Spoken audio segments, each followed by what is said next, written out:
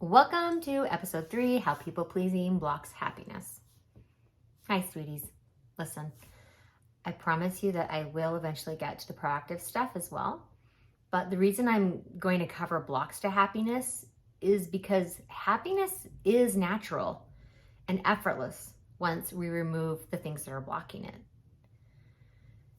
So let's talk about people pleasing. People pleasing or caring too much about what other people think about you is crazy making, and it definitely blocks happiness. Most of us people pleasers, and I'm one of them, grew up in a culture or in a family who normalized putting your own needs on the back burner while tending to everyone else's needs. The problem with that is that approach doesn't ever really work. If it worked, let's do it, but it doesn't. It leads to burnout, repressed anger, and passive aggressive lashing out when it gets to the point where you just can't take it anymore. And that's okay, because we're human. We're not even designed to give and give and give without receiving any genuine love or reciprocity in return. And then here's something that's really important to be aware of. When we allow relationships like that to continue, we're not even helping the other party. We're actually hurting them. We're misleading them because we're teaching them that it's okay to mistreat other people because they won't mind. When in fact, that's not even true. We're setting them up for failure and having difficult relationships. And I'm guilty of staying in friendships well past their expiration date because I didn't want to hurt anyone.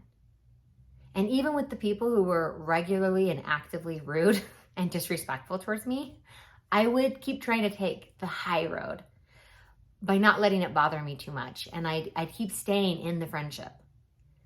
And it took me a really long time to realize and understand that if I didn't start tending to my own inner garden, I soon wouldn't have any extra produce to be able to share or hand out. And I was becoming tired and jaded. Maybe some of you can relate to that. And when I prayed and pondered about what to do, Spirit guided me to start setting healthy boundaries. And I was led to some resources and workshops and some things that really helped me. And I started saying goodbye to people who couldn't tolerate or respect my boundaries. And I'm not gonna lie, I lost some friends that I'd once felt close to. And I went through this difficult period of feeling very alone. But I focused on giving myself love and nurturing and having self-respect for a change. Because I didn't need to respect myself. I thought I was just here to make everyone else happy and I didn't matter. And when I started caring for my inner child, my inner garden, and I'll discuss more what that looks like in a future episode. But in a nutshell, I started creating a safe space within my own being that wasn't contingent on other people thinking well of me. And one thing that I started to pick up on in this process was that it was the same people who didn't like me once I had healthier boundaries. It was the same people who didn't ever treat me that well to begin with. It was the people who benefited from my overgiving and lack of boundaries. They were the ones that didn't want me to change. The people who actually loved me and cared about me, they didn't even notice my new healthy boundaries because they were never the ones doing anything weird that would have violated them anyway. And I learned something from that. There's this really interesting thing about us people pleasers that we tend to do. We will actually make the people who mistreat us a higher priority than those who treat us well. It's nuts, right?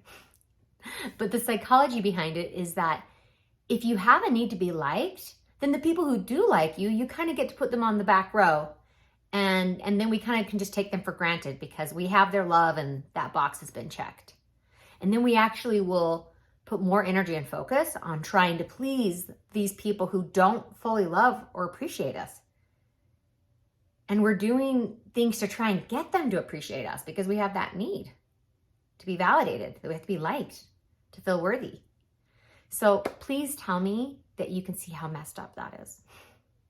And I did it. The good news is that when we start to heal and let go of unhealthy relationships, we start seeing our true friends with more appreciation and gratitude.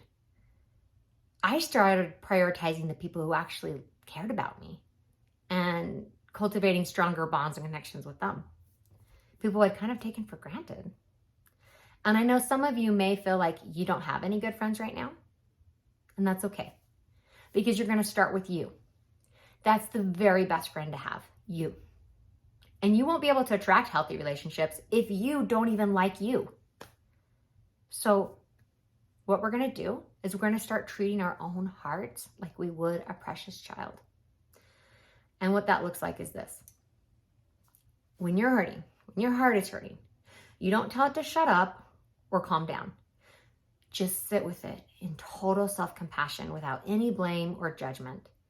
Hold it from within.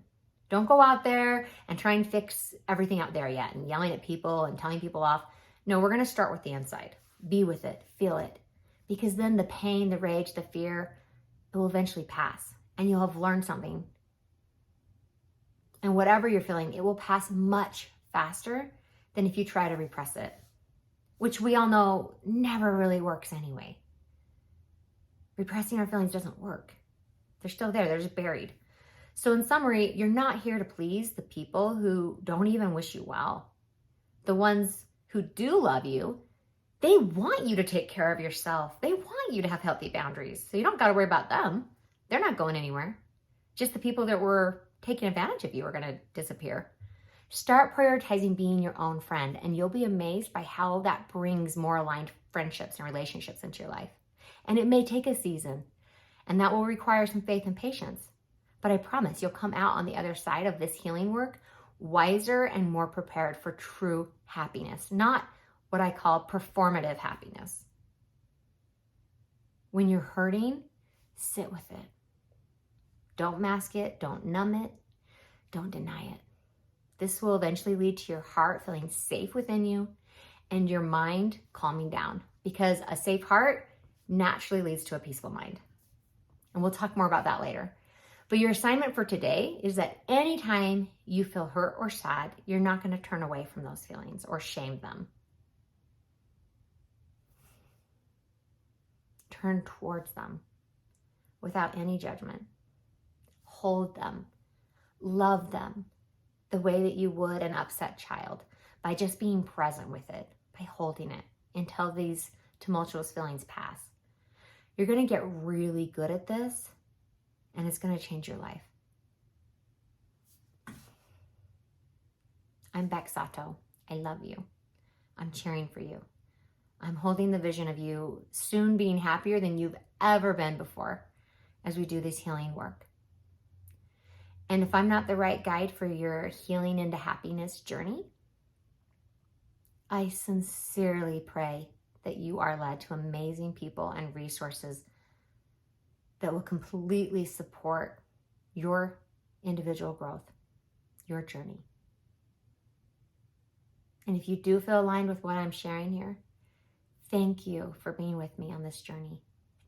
I will always do my best to give you the love and encouragement that your beautiful soul truly deserves.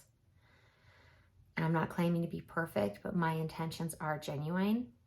And I trust you 100% to be able to sort through what's helpful and what's not for you based on your personal life circumstances. Thank you so much for joining me today, and I'll see you tomorrow.